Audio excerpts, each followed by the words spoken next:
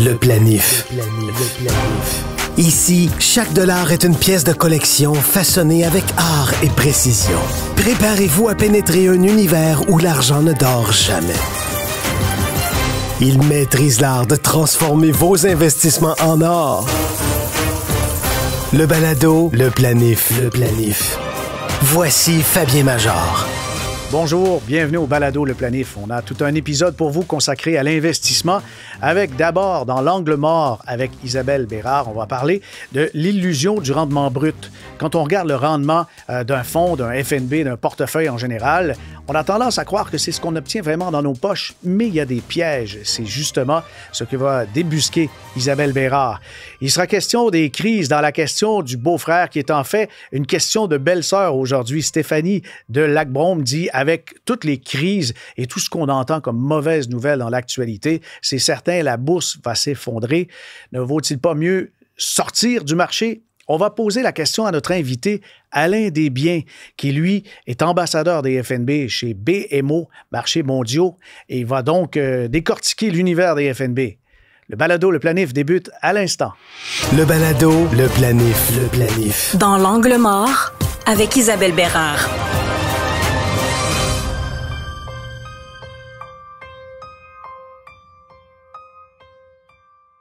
Dans l'angle mort, des fois, il y a des illusions, il y a notre imagination qui nous joue des tours. Et Isabelle, on parle de l'illusion du rendement brut.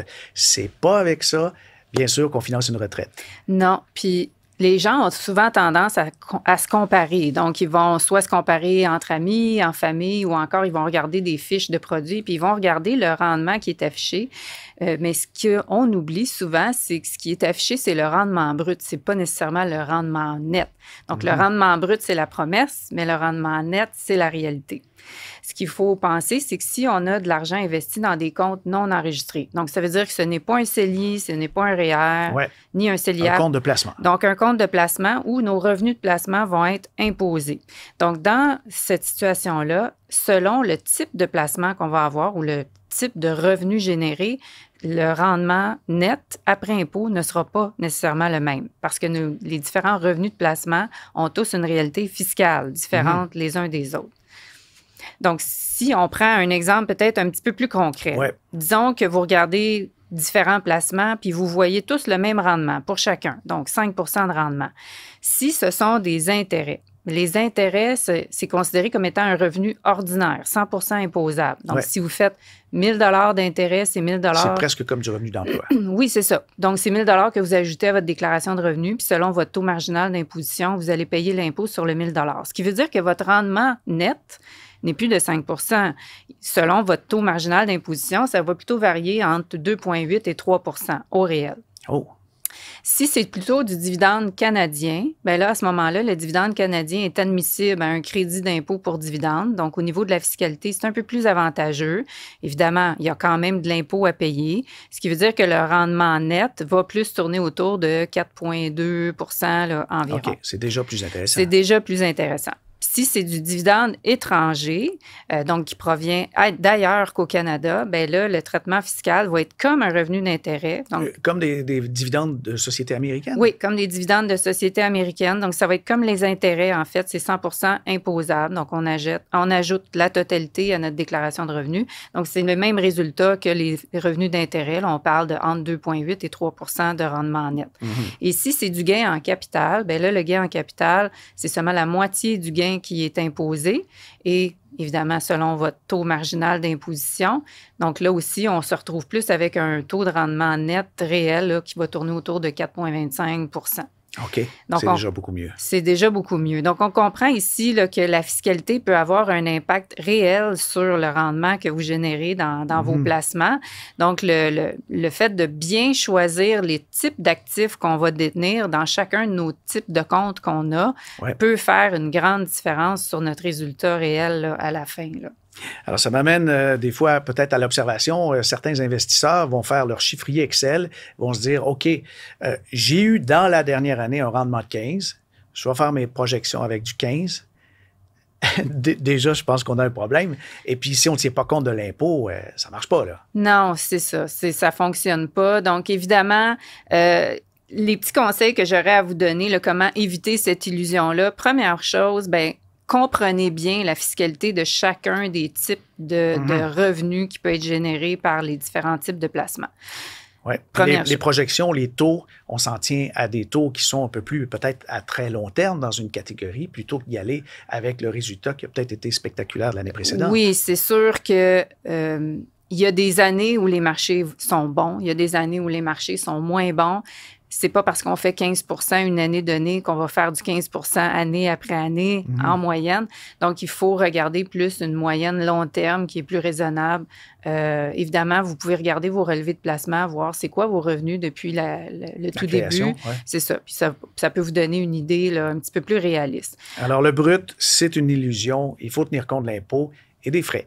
Et des frais, oui. Il faut tenir compte d'impôts et des frais. Donc, évidemment, il y a moyen d'optimiser le tout. Donc, optimiser l'emplacement de vos placements dans vos comptes. Donc, si vous détenez différents types de comptes, ce qui va générer des revenus d'intérêt ou encore ce qui va être plus lourdement imposé, évidemment, on vous recommanderait de les mettre dans vos comptes enregistrés qui vont vous permettre de faire fructifier à l'abri de l'impôt.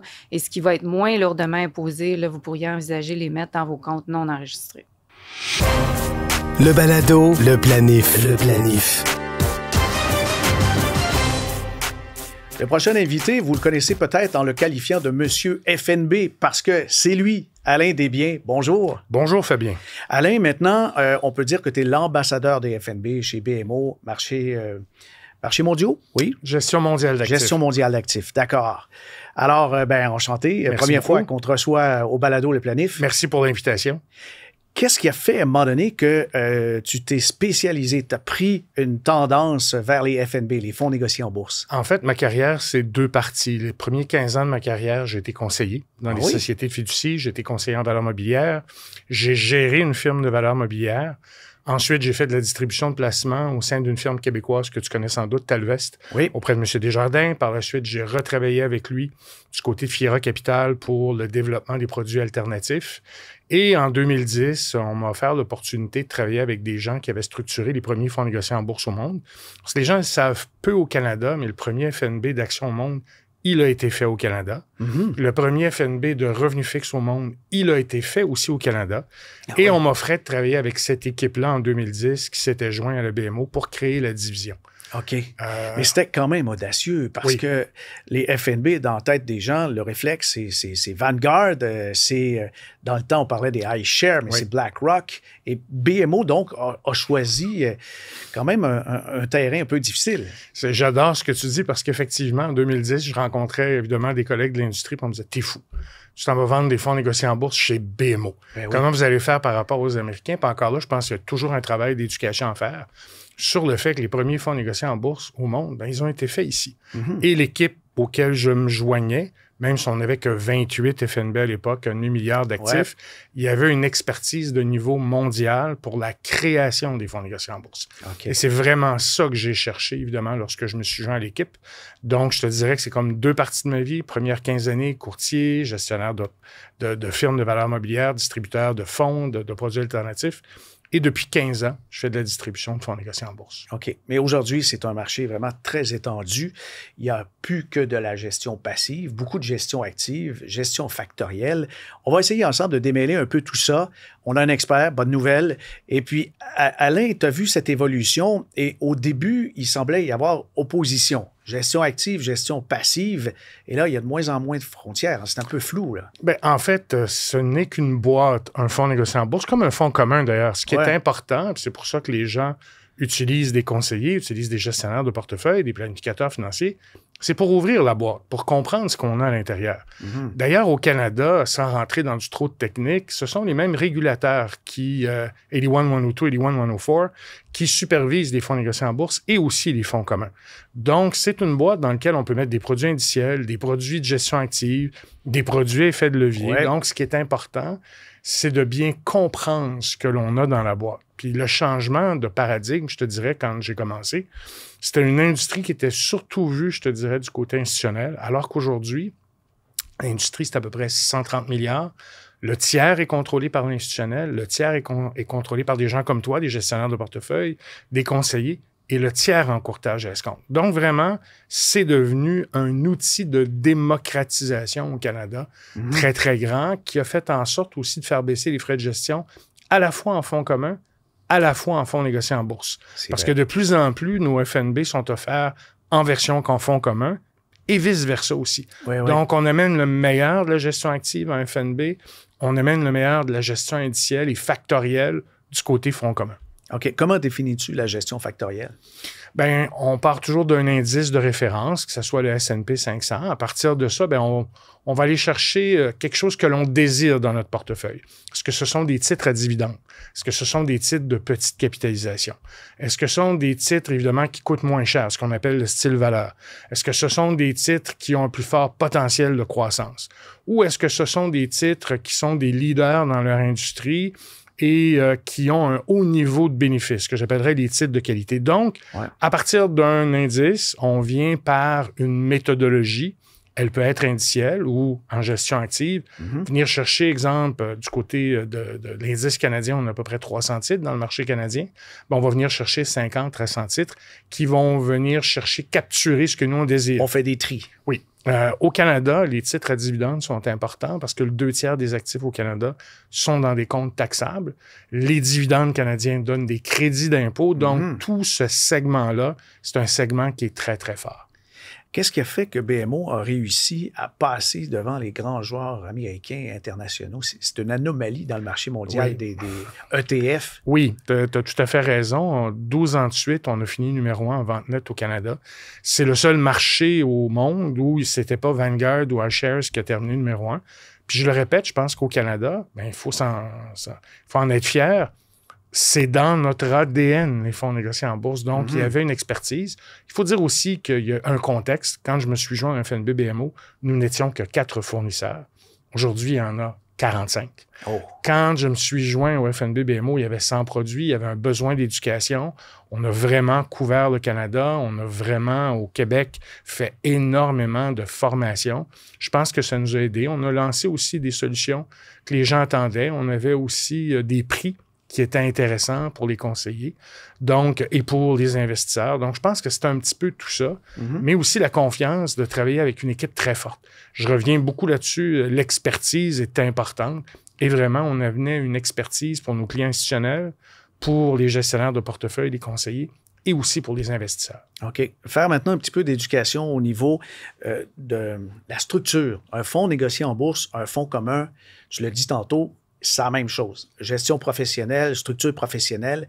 Je pense que c'est la grande différence, c'est la distribution. Oui. En fait, pour acheter un fonds négocié en bourse, il faut avoir un compte de courtage, de plein exercice ou de courtage à escompte. On peut acheter aussi des fonds communs dans des comptes de courtage, mais on n'est pas obligé de les acheter dans des comptes de courtage. D'accord. Donc, je dirais que c'est principalement ça, la nuance, là.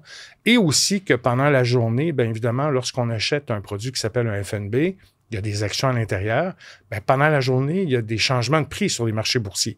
Donc, on rentre avec une valeur au marché, alors qu'avec un fonds commun, dans le fond, lorsqu'on achète un fonds commun, on ne sait pas à quel prix on l'achète. On l'achète à la valeur de la fin de la journée. Ouais. Donc, je dirais principalement, on peut avoir le même produit, mais on peut l'acheter sur la bourse par le format du FNB ou on peut l'acheter en format fonds commun. Quels sont donc les avantages de continuer d'acheter un fonds commun plutôt qu'un FNB si c'est le même produit au même prix? Je pense que ça dépend évidemment des conseillers, des gestionnaires de portefeuille. Il y a des gens du côté des conseillers qui ne peuvent acheter que des fonds communs. Ils ne sont pas licenciés en valeur mobilière. Oui, les représentants en épargne collective. Parfois, certains d'entre eux ont quand même, là, j'allais dire un affreux terme anglais, un back office. Ouais. En fait, ils ont une infrastructure qui leur permet quand même d'acheter des FNB. Oui, avec une formation supplémentaire. Mais il y a très peu de courtiers en valeur mobilière au Québec. Il y a 34 000 conseillers. Il y a moins de 2 000 conseillers en valeur mobilière. Il y a moins de 5 000 planificateurs financiers. Okay. La grande expertise comme la tienne, il n'y en a pas des tonnes non plus dans le marché. Donc, je dirais que c'est vraiment ça pour les investisseurs, parce qu'il y a beaucoup de gens qui les achètent en courtage à escompte. Bien, généralement, ils devraient avoir l'intérêt, le temps et l'expertise pour faire une bonne sélection de ces titres-là. Est-ce que tout le monde maintenant a le temps, l'intérêt, l'expertise? C'est autre chose. C'est pour ça qu'on fait affaire avec un conseiller. C'est pour la valeur du conseil. Parce qu'il nous manque peut-être un des trois. On peut être excessivement occupé. On peut avoir l'expertise, mais on n'a pas de temps. Donc, toujours garder ça en tête comme investisseur. Est-ce que j'ai le temps? Est-ce que j'ai l'intérêt? Est-ce que j'ai l'expertise? Oui, puis au niveau expertise, je pense qu'on peut parler aussi d'une grande différence qu'on peut voir entre un professionnel puis un investisseur qui, lui, gère pour lui-même. C'est la capacité d'avoir plusieurs avis et études qui nous permet de voir plus loin. Parce que le réflexe naturel de l'investisseur, c'est d'acheter le passé. Oui. Alors que le conseiller en valeur mobilière, planificateur, lui, regarde souvent les 3, 5 ans, 10 ans à venir. Puis des fois, on se place un peu comme un joueur de hockey où sera la rondelle et non pas où est-ce qu'elle se trouve présentement. Et aussi, il faut parler de planification financière. Je le mentionnais tout à l'heure, le 2/3 des actifs au Québec et au Canada sont dans des comptes taxables. Les fonds négociés en bourse ont développé vraiment une panoplie de produits qui sont plus efficaces fiscalement. Okay. Pas juste du côté des actions, du côté des titres à revenus fixes. De plus en plus, il y a des produits à escompte où on va faire un gain de capital, où l'impôt, évidemment, par rapport à avoir juste du revenu d'intérêt, va être intéressant. Encore une fois, comme investisseur, est-ce que j'ai le temps, est-ce que j'ai l'intérêt, est-ce que j'ai l'expertise? Oui. Ou sinon, bien évidemment, avec un conseiller, un gestionnaire de portefeuille, dans les comptes taxables, on peut choisir avec les FNB vraiment des solutions intéressantes, autant du côté des revenus fixes que du côté des actions. Je t'amène sur un terrain qui est particulier parce qu'au Canada, on a accès vraiment à tout. On peut acheter aussi sur les bourses américaines, internationales, notamment le SPDR, qui est l'indice qui suit le FNB, qui permet de suivre l'indice SP500, lancé par State Street. Et puis, pourquoi l'acheter canadien plutôt que sur la bourse américaine? Très bonne question. Donc, en premier, comme Canadien, généralement, on a des devises canadiennes. Ouais. Donc, il faut penser que la conversion de devises, c'est un centre de profit pour l'ensemble des entreprises. Donc, quand je prends un dollar canadien, que je le convertis en dollar américain... Je laisse quelque chose à la table. Oui, et quand je le ramène en dollar canadien, parce que comme on est Canadien, généralement, on va le dépenser en canadien, je ramène autre chose. D'autres choses aussi, dans un compte taxable au Canada, il y a la T1151, donc pour les gens qui doivent, pour plus de 100 000 d'actifs en dollars américains. Il faut déclarer ses actifs étrangers. Tout à fait. Donc, certains investisseurs préfèrent avoir des FNB inscrits au Canada en dollars américains, ce qui existe, pour éviter évidemment d'être assujettis à ce type de problème. Et d'autres qui ont des dollars canadiens vont dire, je préfère à ce moment-là acheter le S&P 500 en dollars canadiens. Et là, dépendant de mon point de vue sur la devise, je peux y aller couvert en dollars canadiens, donc je ne veux que le rendement du marché, ou je peux y aller non couvert, où je veux le rendement du marché américain. Et comme vision, je pense que le dollar canadien va se déprécier par rapport au dollar US. Donc, c'est encore une fois, les devises, c'est un élément important comme fournisseur. La gestion de risque. Le S&P 500, chez nous, on l'offre couvert, non couvert et en dollars US, pour que les gens puissent faire une diligence raisonnable dans leur compte et voir de quelle façon ils devraient acheter ces actifs-là. Est-ce qu'il y a un risque politique d'avoir des FNB canadiens versus des FNB américains? Parce que dans le fameux Big Beautiful Bill de Donald Trump, il y avait des lignes là-dedans qui disaient qu'on pourrait pénaliser les étrangers qui achètent des titres américains. Pour l'instant, ce que l'on a vu du côté des gens chez nous, il n'y a pas de problème pour l'instant. C'est quelque chose qui est à suivre. Ouais. Mais je pense que les autorités d'autoréglementation canadiennes vont faire en sorte, évidemment, que ces problèmes-là puissent être choses qui sont moins importantes pour les investisseurs. Mais pour l'instant, lorsqu'on a validé avec nos équipes de spécialistes, il ne vaut pas de problème pour l'instant. Dans le marché américain, c'est assez chauvin. Je pense que les Américains achètent des investissements américains à majorité, peut-être même en totalité, certaines familles. Mais au Canada, je crois qu'on est plus ouvert sur le monde. On est un peu plus ouvert, mais beaucoup de gens te diraient qu'il y a une surpondération des actifs canadiens. Avec raison, je pense, dans les comptes taxables, pour les raisons que j'expliquais tout à l'heure. Raisons fiscales. Mais dans un but de diversification, on est très nord-américain. Ça fait près de 30 ans que je suis dans le secteur. Quand tu jases avec des conseillers, des gestionnaires de portefeuille, j'ai toujours dit qu'il y avait deux types. Il y a des gens qui n'investissent que sur une base nord-américaine, avec des actifs américains et des actifs canadiens. Et il y a des gens qui investissent sur une base mondiale. Donc, une diversification en actifs canadiens, américains, IFI, et aussi des pays émergents. Il y a vraiment... c'est tout ce qui est le côté de l'Europe et de l'Asie développée, marché développé. Oui, Extrême-Orient. D'accord. Et là, je pense que pour 2025, on voit que les actifs internationaux, c'est-à-dire en dehors de l'Amérique, prennent du galon. Et quand on regarde cette année, on a presque 73 milliards de nouveaux fonds dans l'industrie des FNB, ce qui est à peu près équivalent à toute l'année passée, donc c'est encore une forte année. Ce sont les actions internationales qui sont le numéro 1, numéro 2 suivi par les actions américaines et numéro 3 par les titres à revenus fixes. Il faut faire quand même attention quand on regarde les flots, donc les entrées d'argent du côté des FNB, les joueurs institutionnels sont très importants. Les 3 plus gros joueurs au Canada ont beaucoup de flots institutionnels et ces gens-là, ce qu'ils achètent, c'est vraiment des fonds de base. Et des fois, ils vont faire juste des changements, évidemment, très subtils sur leur proportion du côté des actifs américains ou du côté des actifs internationaux. Et parfois aussi, ils vont regarder du côté des devises. Je sais que tu suis, évidemment, les devises, certaines années, les nuances entre le yen japonais, si on est couvert ou non couvert, on peut avoir une amplitude de rendement qui est très, très grande. Donc, nous, c'est ce qu'on voit chez nous. On offre des FNB couverts en dollars canadiens versus le US, versus le yen, versus toutes les devises du IFI. La livre sterling. Oui, tout ça. Donc, il y a des gens, évidemment, qui ont un point de vue et qui vont prendre des positions dans le marché basées sur ces points de vue-là. Tu as accroché ma curiosité en parlant d'achat institutionnel de FNB. Donc, un fonds de pension, même un gestionnaire de fonds communs peut inclure des FNB. Oui.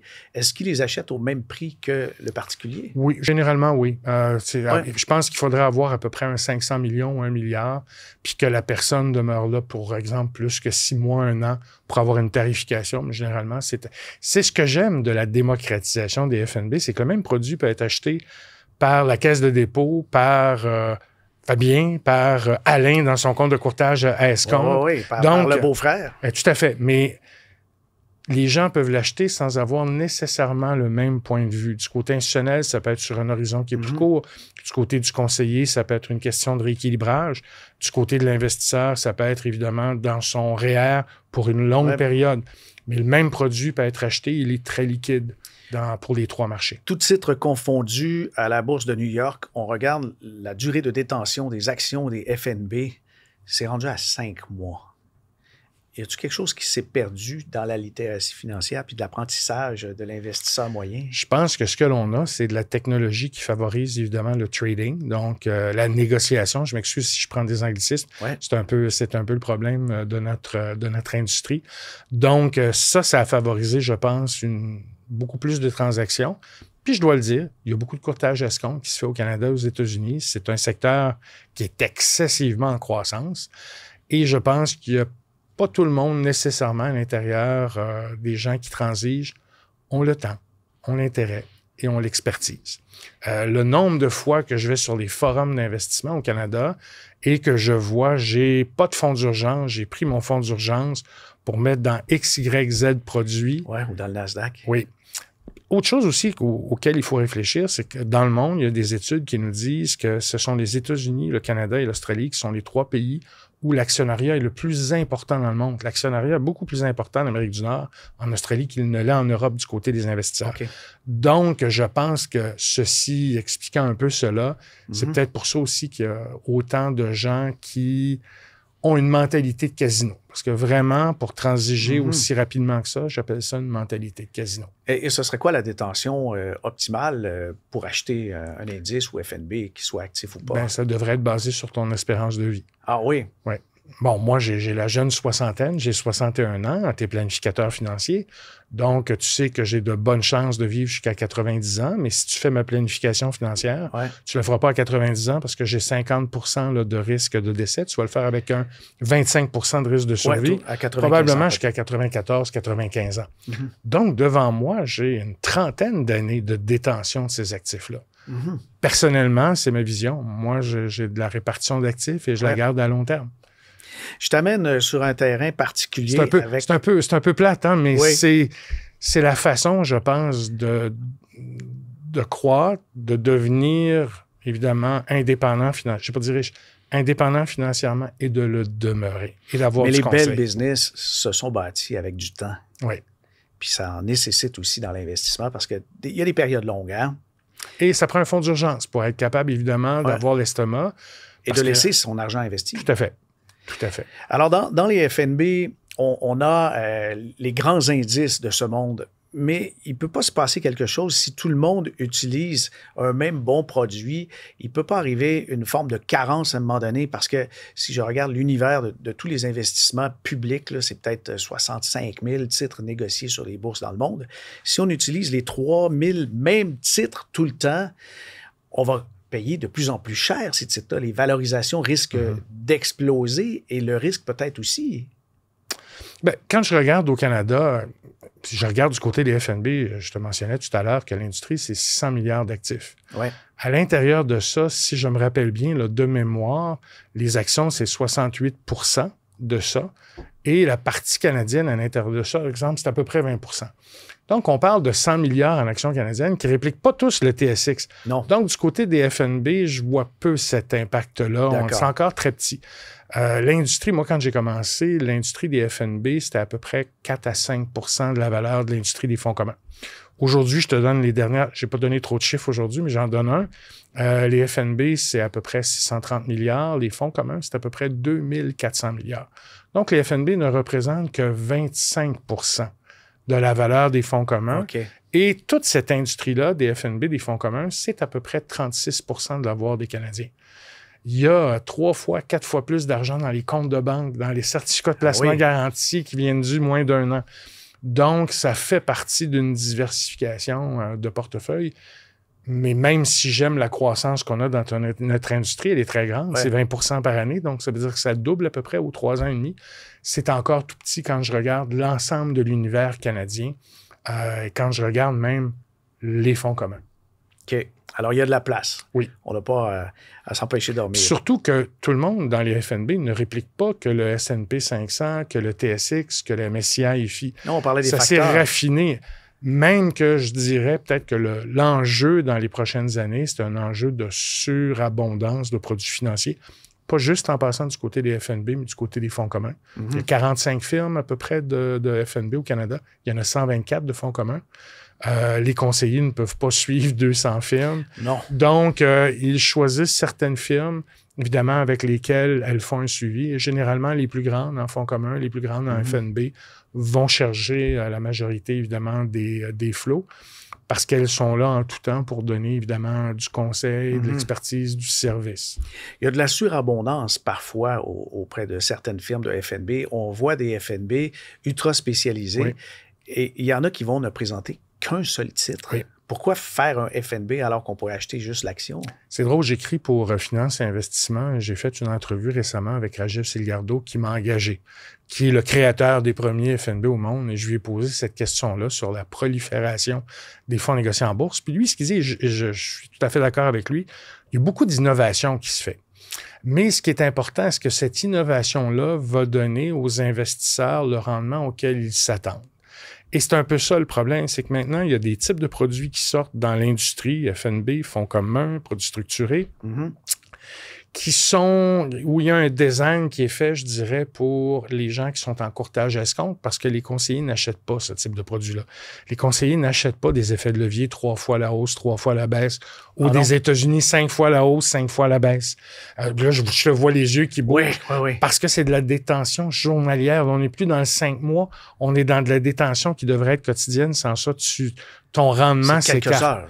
Donc, je pense qu'avec le temps, on va avoir des produits qui vont être bien compris, mais d'après lui, d'après moi, l'industrie devra faire un effort beaucoup plus grand pour vulgariser ses offres. Les plus grandes firmes ont des produits plus standards, plus faciles. Si on ouvre, évidemment, le capot du véhicule, on comprend mieux ce qu'il y a dans le moteur. Ouais. Mais si comme investisseur, si comme conseiller, on ouvre le capot du véhicule, on ne comprend pas ce qu'il y a dans le moteur. On est mieux de le refermer. Ben. Mais ça ressemble parfois à une rangée de yogourt à l'épicerie, là. Floum, un quart de mille, toutes les saveurs, là. Mais des fois, cette spécialisation-là, on en perd son latin, là. Donc, tu sais, je reviens encore avec ça. Il y a quand même dans l'industrie des firmes qui sont un petit peu plus dominantes que d'autres, qui ont plus de services pour les investisseurs, pour les conseillers, pour les institutionnels. Donc, je dirais aux gens de continuer à s'éduquer. C'est le meilleur rempart. Et s'ils n'ont pas le temps, s'ils n'ont pas l'intérêt, s'ils n'ont pas l'expertise, ben il y a 34 000 conseillers au Québec, il y a 5 000 planificateurs financiers, il y a 2 000 conseillers en valeur mobilière qui peuvent les aider. Mais on peut aussi préciser que je pense que la finance est un peu comme la pharmacologie, la médecine. Si on a un remède, il y a aussi des effets secondaires. Qu'est-ce que les gens sous-estiment en investissant par eux-mêmes? L'importance d'un fonds d'urgence. Ce que j'ai pu voir jusqu'à date dans mes discussions que j'ai avec les gens, c'est le premier, c'est d'avoir évidemment suffisamment d'actifs pour être capable de bien diversifier. L'autre aussi, c'est leur tolérance au risque. On ne connaît sa tolérance au risque que lorsque l'on a évidemment des fluctuations. La dernière en date, c'est lorsque les tarifs ont été introduits. En avril 2025. Je me rappelle l'avoir vu, parce que je regarde toujours un peu ce qui se passe du côté institutionnel, du côté évidemment des conseillers, du côté des investisseurs. Et je vois qu'il y a vraiment une génération d'investisseurs qui n'est pas habituée, qui pense que la bourse, ça monte tout le temps. Et c'est normal dans l'économie, il y a évidemment des montées, il y a des baissées. C'est pour ça qu'on dit on ne connaît jamais avec exactitude quand la bourse va baisser et quand la bourse va remonter. Donc, vive la diversification, vive les fonds d'urgence, vive la bonne planification qui nous permet de rester investis sur le long terme. Tout à l'heure, j'entendais Georges parler d'immobilier. On ne pense pas à vendre sa maison à chaque 3 mois parce qu'elle a monté de 10 ou de 20 %. On devrait investir dans son portefeuille avec cette même idée-là. La mentalité de détenir de l'immobilier, oui. Le balado, le planif. La question du beau-frère. On garde notre invité pour la fin, Alain Desbiens. On te pose la question de la belle-sœur. C'est Stéphanie de Lac-Brome. Bonjour Stéphanie. Elle pose cette question. Avec toutes les crises, les tensions, il me semble que ça va mal dans le monde. La bourse va s'effondrer. J'aime mieux sortir du marché. Est-ce que c'est un bon conseil? Non.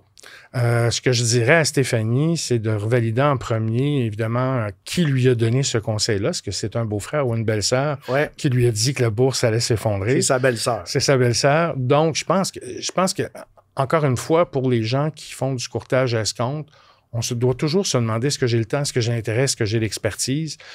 Ça fait 30 ans que je suis dans le domaine. Je pense que ça fait pas mal aussi longtemps que moi. 27. Donc, nous ne savons jamais quand la bourse va corriger. Nous ne savons jamais avec quel pourcentage la bourse va corriger.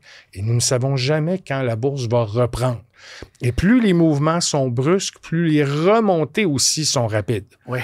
Donc, ce que je dis toujours aux gens, c'est on devrait investir dans un portefeuille comme on investit dans l'immobilier. Même si l'immobilier corrige de 10, 15, 20 % on ne vend pas sa maison pour aller ailleurs. On reste dans sa maison. Ouais. Donc, si on a un bon portefeuille qui est bien diversifié, on garde son portefeuille, on s'assure d'avoir un fonds d'urgence, on s'assure d'avoir une bonne planification pour faire en sorte que notre édifice soit solide. Puis je dirais, arrêtez de regarder peut-être les nouvelles le soir. Évidemment, ça peut être insécurisant pour certaines personnes.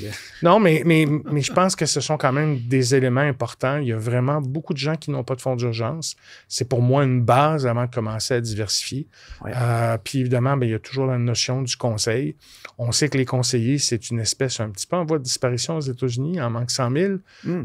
Les gens comme toi, évidemment, le bassin n'augmente pas, il reste quand même, mais il y a beaucoup de gens qui sont là pour vous aider, pour vous donner du conseil. Je dirais à cette dame-là d'aller voir un professionnel de l'investissement pour se refaire faire un bon plan. Et probablement que ça va calmer ses angoisses. Oui, on peut lui dire aussi que la majorité des professionnels aujourd'hui ne fonctionnent pas à commission. On dit de rester dans le marché, pas nécessairement pour générer des commissions. Ils fonctionnent à honoraire. Puis quand on fonctionne en honoraire, si ça baisse, si la valeur du portefeuille baisse, la rémunération du conseiller et du planificateur baisse aussi. Et si ça remonte aussi. Alors, il y a un intérêt qui est plus aligné. Oui, puis aussi, je dirais, dans le fond, pour les investisseurs, il ne faut pas oublier que lorsqu'on choisit un conseiller, on choisit 3 choses. On choisit évidemment de la confiance. Ouais. On choisit évidemment l'éthique et on choisit de la connaissance. Je mentionnais tout à l'heure, il y a 34 000 conseillers au Québec. Ce ne sont pas tout le monde qui sont planificateurs financiers qui peuvent porter le titre. C'est moins de 5 000 personnes. Ce ne sont pas tout le monde qui sont conseillers en valeur mobilière ou qui sont gestionnaires de portefeuille. Donc ça, c'est quand même important. Ça donne quand même un saut, évidemment, de qualité lorsqu'on choisit, évidemment, un professionnel avec qui on veut faire affaire dans le domaine de l'investissement. Alain Desbiens, c'était formidable. Encore une fois, fascinant. Merci. C'est très gentil d'avoir accepté l'invitation. Merci encore. Merci beaucoup, Fabien.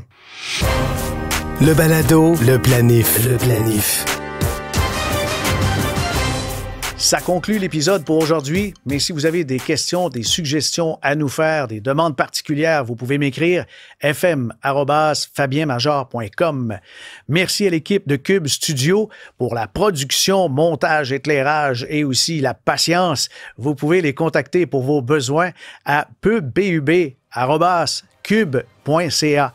Le balado que vous venez justement d'entendre est disponible en vidéo, en audio sur l'application et le site cube.ca, ainsi que sur toutes les plateformes de balado-diffusion et sur YouTube. Le balado Le Planif est aussi diffusé à la radio et télé sur la chaîne de Cube les samedis à midi et les dimanches 19h. Ici Fabien Major. À bientôt.